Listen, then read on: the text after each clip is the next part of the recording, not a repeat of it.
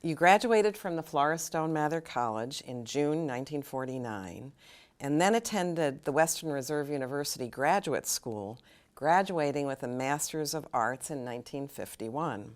What do you remember about how women were perceived during this time? Well, we were very fortunate to have a women's college. I always felt as a student here that things were pretty good because we had our own deans, we had our own faculty, and I thought everything was pretty rosy. Could be wrong, but... So you returned to continue in physical education. Right. What were the opportunities for women in sports? And what were the most frustrating restrictions? It was a dreadful time for women in sports and athletics. The only place for women in sports was through the AAU and the Olympics. If they could get on an Olympic team, that was great. I mean, we all can remember Babe Zaharias. We had two girls who were pretty good sprinters. But the fact is, women had no place to go. And so when Title IX came, it was a revolution. And the men are still arguing about it.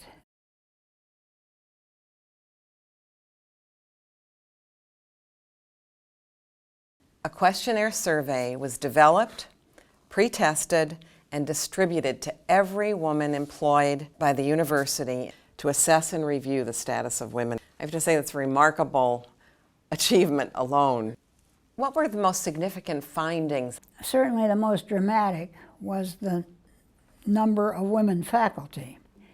There were 135 full professors on the faculty at that time, but only 18 were women. Women were hired at the lower ranks and kept there, some for 30 years or more. Full professors who were men earned between $20,000 and $29,000. Full professors who were women never earned more than $21,000. The disparagement was great, and it hasn't changed very much, I have to add. Staff people were hired as secretaries who should have been administrative assistants, but kept down because the salaries could be kept down. President Tepfer, in all his good works, had wanted us to do something about this. Well, it only took 16 years to name a woman vice president. Right. And that was like fast action. I was quite excited about that, and I was so excited about it, I thought it was great to have the title, and I never asked for a raise, and I didn't get one either. And then I must add, since we've had such a dramatic 7 years under Barbara Snyder, that it took 181 years to name a woman president. The idea was there, but it took a long time, and I'm not sure we have solved the problem, but at least we're working on it.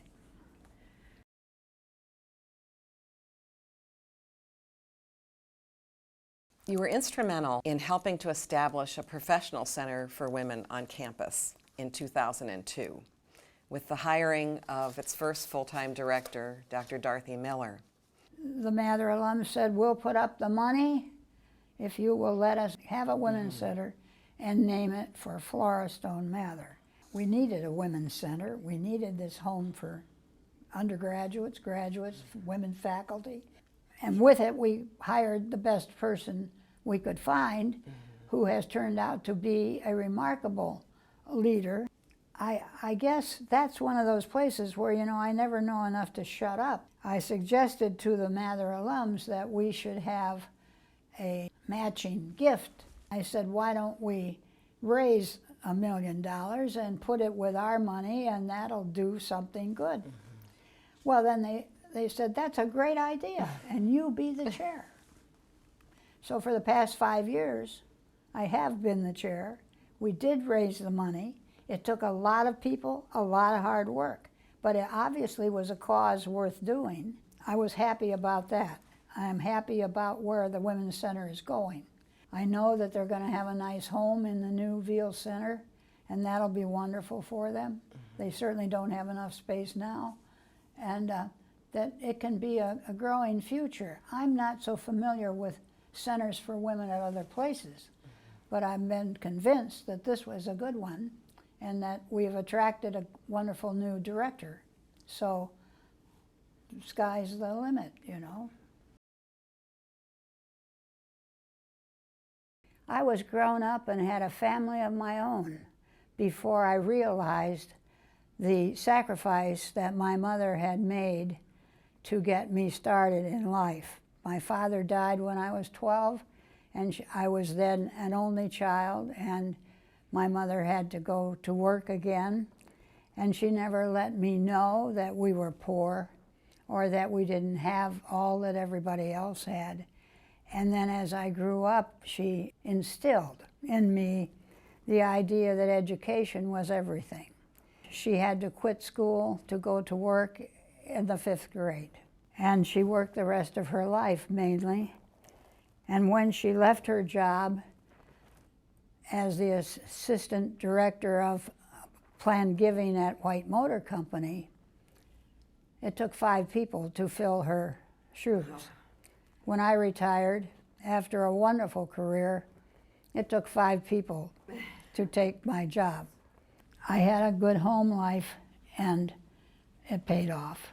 And I just feel that I need to recognize that. Why do you think you were so willing to speak up for yourself and others when some women were not? Well, Lynn, have I ever been quiet? Have I ever been not willing to say what I think? No. I mean, it's part of me. It's just the way I am. I think there are lots of strong-minded women. There are some who don't want to push themselves because they're afraid they will not be popular. Well, that never bothered me. What advice do you have for women entering fields previously dominated by men today? If you know what to do, do it. Don't sit around and wait for people to suggest to you what you can do. If you think you can do it, go for it.